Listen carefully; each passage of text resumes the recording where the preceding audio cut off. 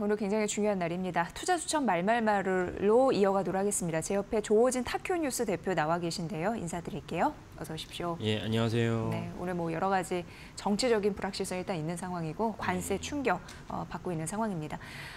어떤 인사의 말 속에 주요 힌트가 있을지 전략적인 일단 화면으로 공개해드리도록 하겠습니다.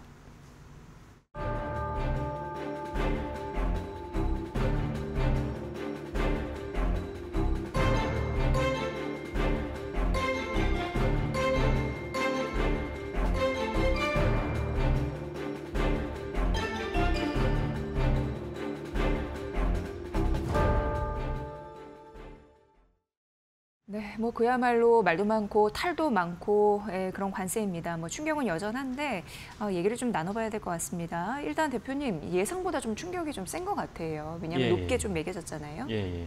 그래서 뭐 보통 한 뭐 10%에서 한 15% 정도 그렇게 이제 바랬지만 사실은 이제 뭐 많은 분들이 뉴스를 아시겠지만 어저께 트럼프 대통령이 이제 보편 관세 누구나 다 모든 국가에다가 한 10%, 그다음에 개별 국가별로는 뭐 많게는 뭐 30% 이상, 뭐 25%, 우리나라는 뭐 25%, 뭐 일본도 25% 했습니다. 어저께 뭐 우리나라에 대한 수치가 좀 1% 정도 차이가 있었는데 뭐 트럼프 대통령이 발표한 건 26%고 뭐 그다음에 또 백악관 홈페이지에는 또 다르게 나왔었는데 실질적으로는 25%가 이제 수정이 되어 있으면서 우리나라는 25%. 그러니까 원래 10%에다가 25% 합치면 35%의 관세를 이제 때리게 되는데, 그래서 이제 뭐 월가나 뭐 전 세계 증시가 거기에 대해서 이제 충격을 받아가지고 이제 그 주가가 이제 하락하고 있습니다. 이 부분이 워낙 중요하기 때문에 어떤 분 말로는 이제 1970년대 그 근본위 체제가 붕괴되고 나서 새로운 어떤 체제가 들어선 것과 비견할 만한 어떤 지금 우리의 변곡점을 지나고 있다라고 이제 진단을 했습니다. 그만큼 이제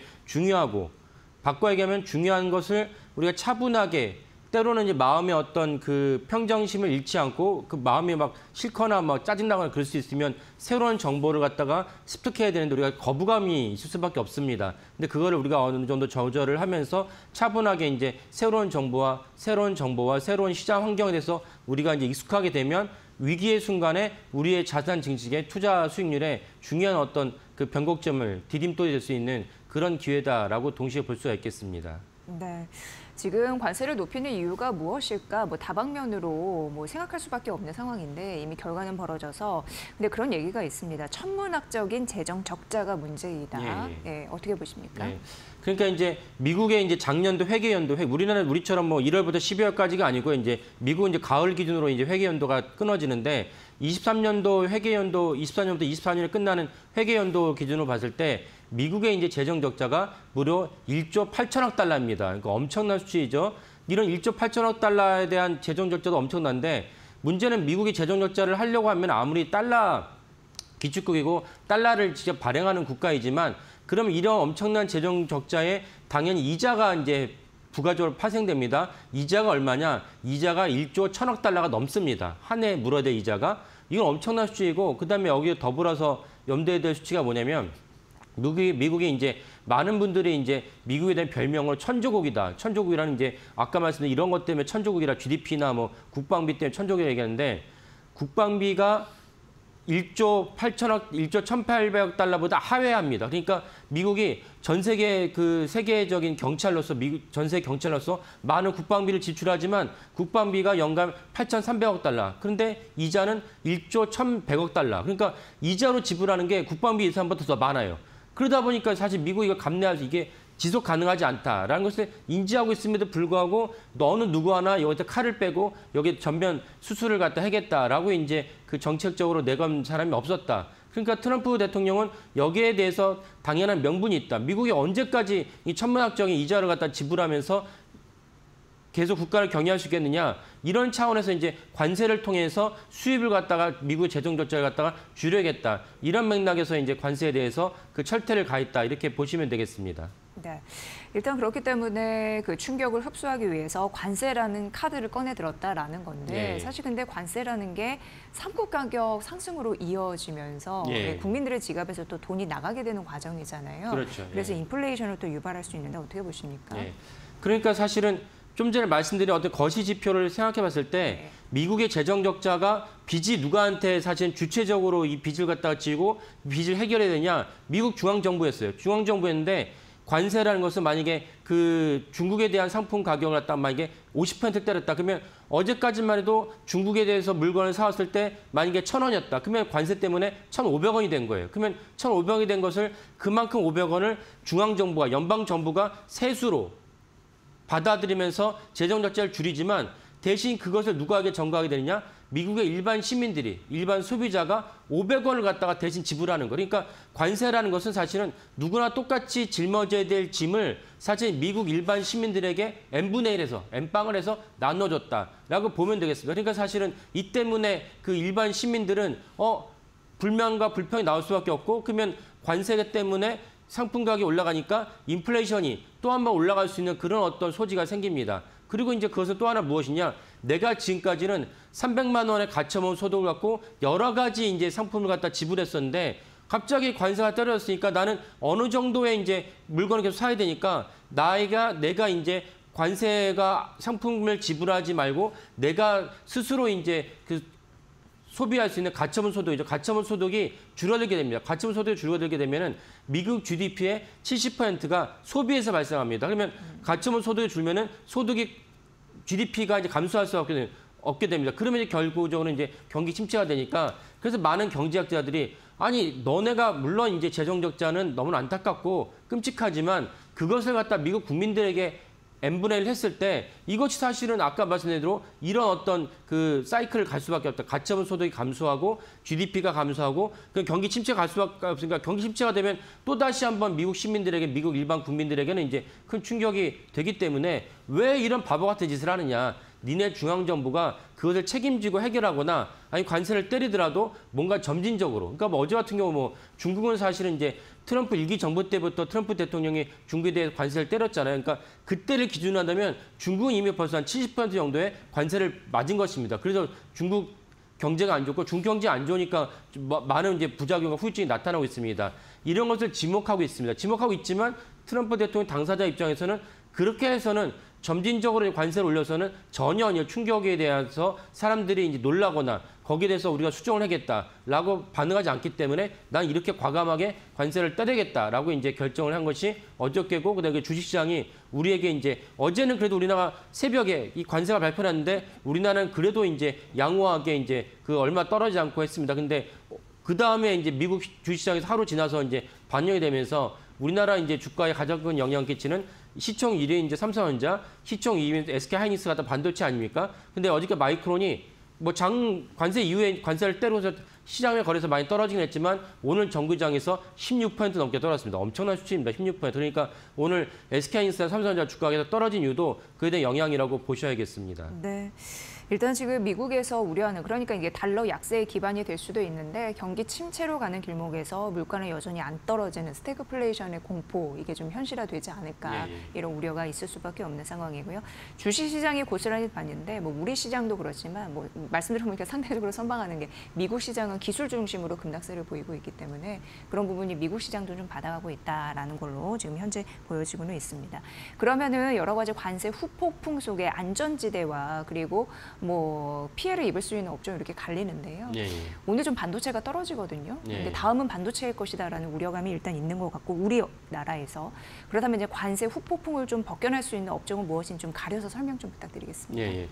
그 아까 말씀드린 대로 우리나라는 시총 1위가 삼성전자고 2등이 이제 SK하이닉스니까 일단 반도체에 대한 영향력과 실물 경제에 대한 끼치는 영향이 큽니다. 그러니까 시총 1, 2위라는 거는 그냥 우리가 뭐 이 종목이 좋으니까 이 종목이 이뻐보여서 그렇게 결정되는 것이 아니고 여러 가지 국가 경제와 다른 것을 다 감안한 최종적인 지표라 보시면 됩니다. 그러니까 그만큼 반도체는 이제 주식시장에도 영향을 끼치는 게 크고 실물 경제에도 끼치는 영향이 크다. 이렇게 이해하시면 되겠고 그런데 어저께 관세를 발표했는데 하나 이제 눈여겨봐야 될 것은 반도체에 대해서는 분명하게 언급을 안 했어요. 그러니까 반도체도 조만간 트럼프 대통령이 반도체에 대해서 이제 그 관세에 대해서 언급할 거라 봅니다. 근데 당연히 언급을 하는데 그것이 뭐 그렇게 뭐 긍정적이나 낙관적이지 않습니다. 그 여기서 우리가 또 주목해야 될 것은 트럼프 대통령이 제약도 이제 발표하지 않았는데 오늘 이제 새벽에 나온 건 무엇이냐면 제약은 너네들이 알 수 없을 정도로 시장에서 알 수 없을 정도로 놀라운 어떤 관세가 매겨질 것이다 이렇게 얘기를 했어요. 그러니까 그 말과 연구해봤을 때 제약보다는 덜하겠지만 그래도 반도체도 그렇게 이제 그 낙관적이지 않다라는 걸 이해하시면 되겠고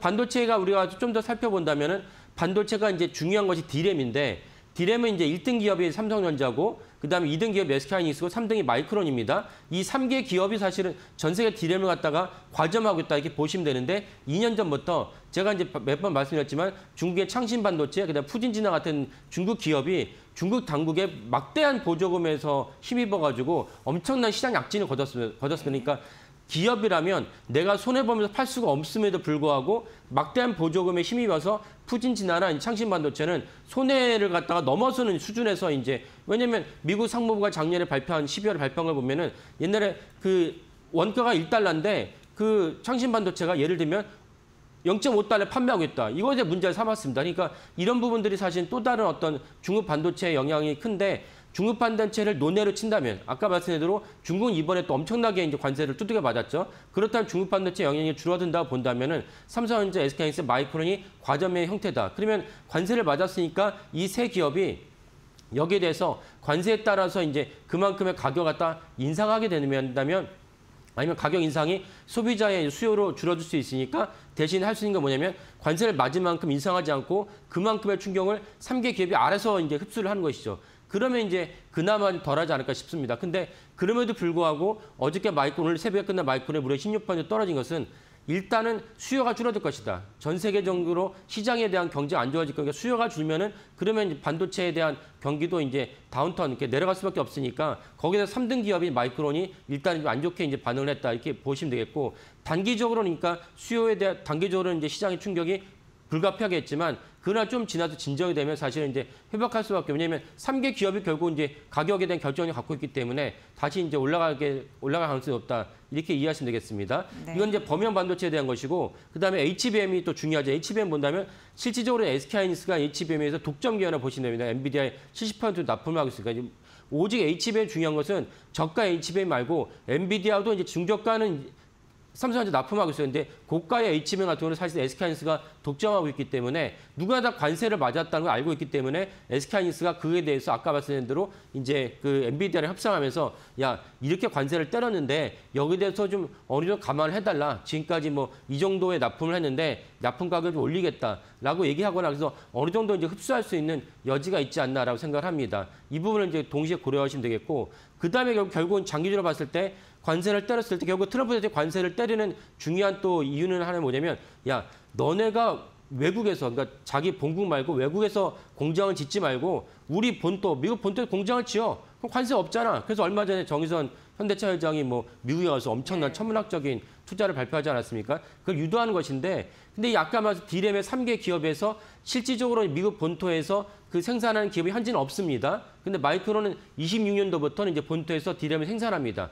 그러니까 그런 관점에서는 이제 SK하이닉스나 이제 삼성전자 입장에서는 발등에 불이 떨어진 셈이죠. 근데 당장은 뭐 한 2년 정도이기 때문에 아직 여유가 있지만 그 부분도 이제 감안하시면서 그 3개 기업의 반도체 주가를 살펴보시는 게 좋겠습니다. 네, 뭐 SK하이닉스 오늘 여러 가지 이중고로 18만 원 선까지 떨어졌는데 그에 관한 해석 좀 참고해 보시고요. 상대적으로 선방하고 있는 건 그래도 조선과 방이라고 얘기할 수 있을 것 같아요. 그렇죠. 예, 어떻게 보세요? 그러니까 결국 조선과 방산이라는 거는 이 관세라는 건 트럼프 대통령 정책이거든요. 정책에 관련된 건데 트럼프 대통령 때문에 그래도 우호적인 어떤 혜택을 볼 수 있는 업종이라면 이제 방산과 이제 조선입니다. 그 방산 같은 경우는 아까 말씀드린 대로 미국의 재정자가 천문학적이다 보니까 천문학적인 사실 알고 보면은 미국이 사실 거지 국가예요. 천문학적인 재정을 갖고 있지만은 지금까지 세계 최강국이라는 그런 어떤 그 관성에 따라서 오면서 세계 경찰로서 많은 역할을 했던 거예요. 그러니까 트럼프 대통령이 이럴 필요가 없다.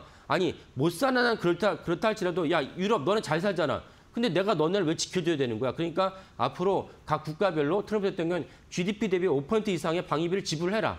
그렇지 않으면 내가 너네 지켜줄 수 없다라는 것이 트럼프 대통령의 기조입니다. 그렇다면은 관세가 이런 재정 정책 때문에 불거졌다면 트럼프 대통령이 악착같이 나토 회원국한테 방위비 증액을 요구할 것입니다. 그러면 방위비 증액을 요구한다면 방위비에 대한 많은 무기를 갖다가 어디서 구매할 것이냐? 한국의 이제 K-디펜스라 얘기하는 그런 방산 기업들에 대한 수요는 더 증폭될 수밖에 없다. 이런 관점에서 지금도 이제 화면에 나오고 있지만 의외로 우리가 이렇게 엄청나게 이제 그 오늘 SK뉴스 같은 경우 4% 이상 떨어지고 있지만은 이런 방산 기업들이 의외로 이제 선방하고 있다. 이런 것은 아까 말씀드린 트럼프 대통령의 맥락으로 이해하시면 되겠다. 그러면 시장의 어떤 충격과 노이즈는 있을 수 있겠죠. 그리고 이따 11시에 또 탄핵 결정이 나오니까 이것도 노이즈에 대한 부분이 있을 텐데 이것이 어느 정도 이제 잠잠해지면 다시 이제 방산 같은 경우는 우호적으로 보시는 그런 어떤 시각이 필요하다고 보겠습니다. 네, 하나만 더 여쭤보면 이제 관세는 협상 카드로 계속 쥐면서 할 것 같고 그러면서 이제 이게 인플레이션으로 촉발되기 때문에 이를 상쇄할 수 있는 에너지 정책을 지속적으로 밀 것 같다는 느낌이 그렇죠. 있거든요. 예, 예. 어떻게 보세요?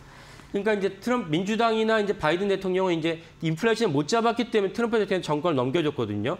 그 사실을 트럼프 대통령이 잘 알고 있기 때문에 관세 때문에 인플레이션이 올라갔을 때 사실은 충격과 다음 정권에서 만약 트럼프 대통령이 뺏긴다. 이러면 사실 트럼프 대통령이 많은 어떤 범죄 사실 기소가 지금 중단된 상태입니다. 그러면 그대로 정권이 다시 민주당 넘어간다면 트럼프 대통령 감옥에 갈 것이 규정사실이다. 기정사실이다. 그러니까 악착같이 인플레이션 잡아서 다음 대선에도 공화당이 이기길 원할 것입니다. 그러니까 인플레이션을 잡을 수 있는 또 하나 방책이 무엇이냐? 에너지를 낮춘 것입니다. 어저께 관세 때문에 WTI가 $10 미만 떨어졌어요. 이걸 더 떨어뜨릴 것이고 떨어뜨릴 수 있는 또 다른 방책이 무엇이냐? LNG를 확대한 것입니다. 에너지의 또 다른 중요한 축인 LNG를 확대해서 LNG 가격을 낮추면 동시에 WTI도 내려가니까 이런 점에서 트럼프 대통령은 인플레이션을 상쇄시키려고 하는 것이고 이 때문에 LNG 관련된 그 유가랑 관련된 종목들, 예를 들면 정유주 같은 경우는 사실은 좀 좋지 않다라고 이제 보시는 게 좋겠습니다. 네, 이렇게 해서 트럼프 2기 행정부의 관세 계산법에 대해서 분석을 해드렸습니다. 오늘 조호진 탁교뉴스 대표와 함께